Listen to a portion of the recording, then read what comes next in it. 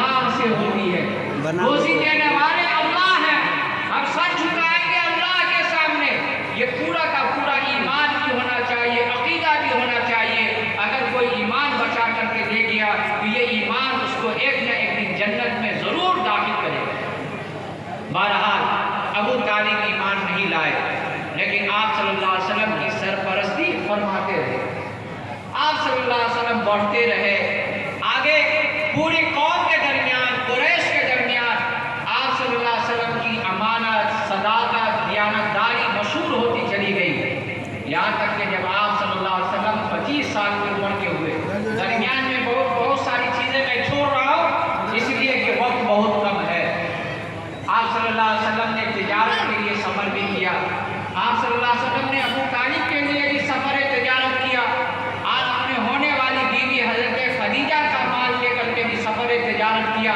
اس کی طرف اگر بات کروں تو پھر بات بڑی لمبی ہو جائے گی۔ آپ صلی اللہ علیہ وسلم جب 25 سال کی عمر کو پہنچے تو سب سے پہلا نکاح حضرت خدیجہ سے کیا۔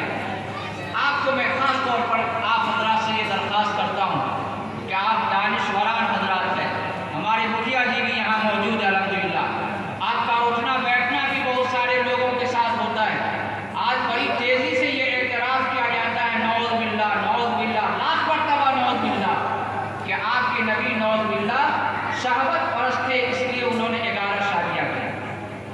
آپ کے علم میں یہ رہنا چاہیے کہ ہمارے نبی نے 25 سال کی عمر میں کس عورت سے شادی کی؟ کسی نئی نویلی سے شادی نہیں کی، بلکہ اس عورت سے شادی کی ہے کہ جو 2 شوہر سے مطلقہ ہو چکی ہے یا بیوہ ہو چکی ہے۔ 2 شوہر دیدہ ہو کر تیسرا نکاح حضرت خدیجہ کا آپ صلی اللہ علیہ وسلم سے ہوتا ہے، اور حضرت خدیجہ کی عمر 40 سال ہے اور آپ صلی اللہ علیہ وسلم کی عمر جو ہے 25 سال۔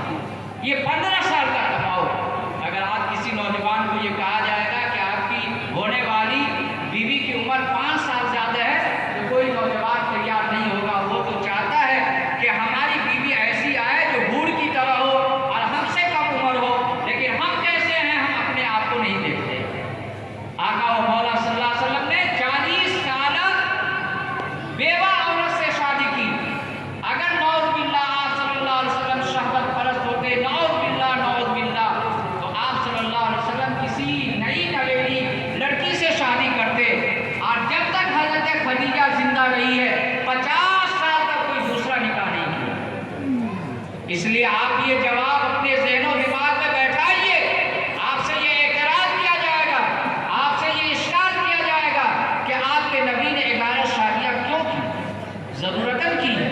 مختلف قبیلے میں ایمان کو پھیلانا تھا اس لیے کیا ہے، اور مختلف قبیلے اور مختلف سرداروں کی بیٹیاں یا ان کی بیویاں جب قبضے میں آئی تو ان کی عزت دینے کے لیے نکاح کیا گیا۔ علماء کرام بیان کریں گے جمعہ کے اندر کہ اس کی کیا وجوہات تھی، تفصیل کا موقع نہیں۔ آپ صلی اللہ علیہ وسلم کی پہلی بیوی حضرت خدیجہ، انہی سے آپ صلی اللہ علیہ وسلم کو اولاد کی، 2 بیٹے ہوئے ان سے اور 4 بیٹیاں ہوئی۔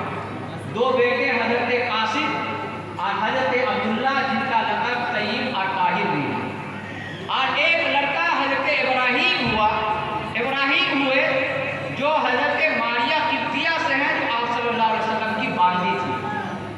تو گویا کہ کل ملا کر کے 3 لڑکے اور 4 لڑکیاں، حضرت زینب، حضرت رقیہ، حضرت ام کلثوم، حضرت فاطمہ۔ میں یہ نام اس لیے خاص طور پر میں کہہ رہا ہوں کہ آج جب آپ کے اپنے بچوں اور بچیوں کے نام کا رکھنے کا وقت آتا ہے تو آپ مولانا سے اور امام صاحب سے یہ کہتے ہیں مولانا یہ اولڈ ماڈل نام ہے، کوئی نیو ماڈل نام ہو رہا ہے۔ یاد رکھیے نیو ماڈل نام میں کوئی برکت نہیں ہے، بلکہ اسی اولڈ ماڈل نام جس کو آپ کہتے ہیں کہ صحابہ صحابیات ازواج مطہرات اور بامانہ نام کے اندر برکت ہے۔ علماء نے لکھا ہے کہ آپ صلی اللہ علیہ وسلم کے 10 یا 11 چچا تھے، لیکن اللہ تبارک تعالیٰ نے ان چچاؤں میں 2 چچا کا نام اسلامی نام تھا، حضرت حمزہ، حضرت عباس، اس لیے اللہ تعالیٰ نے ان دونوں کو ایمان کی دولت سے نوازا، اور باقی اور کوئی چچا ایمان نہیں لایا۔ ایمان کی اتنی برکت، نام کی اتنی اہمیت ہے، اور نام اس لیے اپنے بال بچوں کا نام جب بھی رکھیے تو با معنی رکھیے. اور آقا و مولا صلی اللہ علیہ وسلم نے یہ ارشاد فرمایا ان احب الاسماء عند اللہ عبد اللہ و عبد الرحمن. سب سے پسندیدہ نام اگر اللہ کے نزدیک کوئی ہے وہ عبد اللہ اور عبد الرحمن ہے.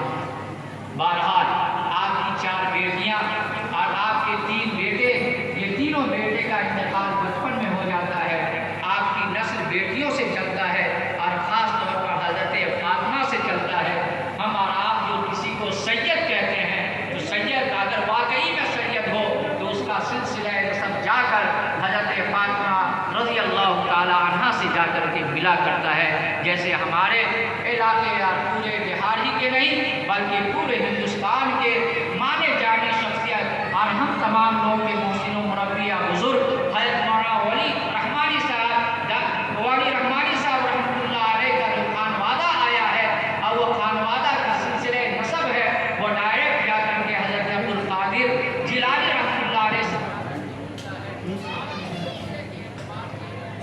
ہے. اس لیے اللہ رب العزت نے ان کا مرتبہ اور ان کا مقام بہت بلند کیا ہے. اس لیے اس خاندان کی حیثیت مسلط بھی ہے اور ہر کوئی اس خاندان کو دل و دماغ سے بھی جانتا ہے اور اپنے دل و دماغ میں بھی اس خاندان کی عزت بھی کرتا ہے. بہرحال آپ صلی اللہ علیہ وسلم کی عمر 25 سال کے بعد آپ کا پہلا نکاح حضرت خدیجہ سے ہوا. 35ویں سال کو جب پہنچے تو ایک اہم واقعہ پیش آیا جس کا بیان کر کے میں آگے بات پڑھاؤں گا. آپ صلی اللہ علیہ وسلم جب 35 سال کی عمر کو پہنچے تو اتفاق سے خانہ کعبہ کے اندر آگ لگ گئی جس کی وجہ سے خانہ کعبہ میں جو لکڑیاں لگی ہوئی تھی وہ لکڑیاں جل گئی. زمانہ تھا عبد المطلب کا، یہ زمانہ تھا قریش کی سرداری کا. قریش کے لوگوں نے یہ سوچا کہ خانہ کعبہ کی تعمیر باضابطہ ہونی چاہیے. تو آپ صلی اللہ علیہ وسلم کے خاندان کے لوگوں نے یعنی قریش کے لوگوں نے یہ سوچا کہ خانہ کعبہ کی تعمیر ہونی چاہیے. تو خانہ کعبہ کی تعمیر کے لیے یہ کوشش کی گئی کہ اس میں بالکل حلال مال رکھنا چاہیے، حرام مال نہیں رکھنا چاہیے. جیسے ہم اور آپ بھی اپنی مسجدوں کو بناتے ہیں تو پوری کوشش ہوتی ہے کہ ہم اپنی مسجد میں بالکل خالص اور حلال مال لگانا بھی چاہیے. اپنے ہی پڑوس میں ایک مسجد بن رہی تھی، ہمارے مکھیا صاحب کے پاس لوگ گئے چندہ کے لیے تو انہوں نے اپنی جیب سے صرف 20 روپیہ نکال کر کے دیا. یہ صحیح واقعہ بنایا واقعہ نہیں ہے. انہوں نے 20 روپیہ دیا اور کہا کہ مولانا اس مسجد کے لیے یہ 20 روپیہ قبول کر لیجیے، یہ 20 روپیہ ہی ہمارے پاس حلال کمائی کا ہے، ورنہ اگر اس کے علاوہ اگر آپ پیسہ لیں گے تو میں بہت دے سکتا ہوں لیکن یہ 20 روپیہ ہی میرے پاس حلال ہے. میں یہ نہیں کہنا چاہتا کہ ہر دنیا کے پاس ایسا ہی، اس وقت ان کے پاس اتنا ہی مال تھا. میں یہ بتلانا چاہتا ہوں یہ جذبہ چاہے ایمان والا اعمال سے کتنا کوسوں دور ہو جائے لیکن جب مسجد و مدرسہ کا موقع آتا ہے تو وہ سمجھتا ہے کہ ہمارا خالص مال اس میں لگے، ملاوٹ والا مال نہیں لگے. زمانے جاہلیت اس کے اندر ہر طرح کی برائی تھی لیکن اس کے باوجود بھی قریش کے لوگوں نے یہ ٹھان لیا تھا کہ ہم خانہ کعبہ کے اندر صحیح مال لگائیں گے، حلال مال لگائیں گے. لہذا چندہ کے اندر ایک جہاز ٹوٹ گیا تھا، لکڑیاں خرید کر کے لائی گئی اور خانہ کعبہ کی تعمیر کی گئی. خانہ کعبہ کی جب تعمیر ہو گئی تو حجر اسود کے لگانے کا مسئلہ بڑا ٹیڑھا ہو گیا. یہ ہر قبیلے کے لوگ یہ سوچ رہے تھے کہ حجر اسود کو جا کر کے ہم اپنے ہاتھ سے خانہ کعبہ میں لگائیں گے. حجر اسود جانتے ہیں نا جو ابو جہل